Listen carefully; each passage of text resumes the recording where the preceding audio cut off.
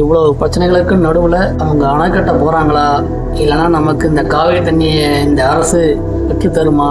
அணையை கட்டிட்டாங்க அப்படின்னா நமக்கு வர்ற தண்ணியும் வராது. சுப்ரீம் கோர்ட் ஆர்டரையே அவங்க மதிக்க மாட்டானுங்க. சுப்ரீம் கோர்ட்டாவது அப்படின்ட்டு போயிடுவானுங்க. இவனுக்கு எந்த அளவுக்கு அழுத்தம் கொடுப்பானுங்க அப்படின்னு நமக்கு அதுவும் கேள்விக்குறிதான். நம்ம ஆளுங்க மிச்சர் சாப்பிட்டு வேடிக்கை பார்த்தாலும் பார்த்துக்கிட்டு இருப்பானுங்க. இந்த காவிரி நதிநீர் ஏன் முக்கியம் அப்படின்னா, கிட்டத்தட்ட 10 லட்சம் ஏக்கர் விவசாய நிலம் பயனடைகிறது.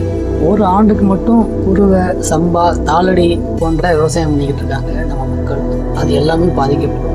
நெற்களஞ்சியம் என்று அழைக்கப்படுகிற தஞ்சாவூர் முழுக்க முழுக்க இந்த காவேரி நதிநீரை நம்பித்தான் இருக்கு. கர்நாடகா என்ற மாநிலம் உருவாவதற்கு முன்னரே நம்ம அந்த காவிரி தண்ணியை பயன்படுத்தியிருக்கலாம்.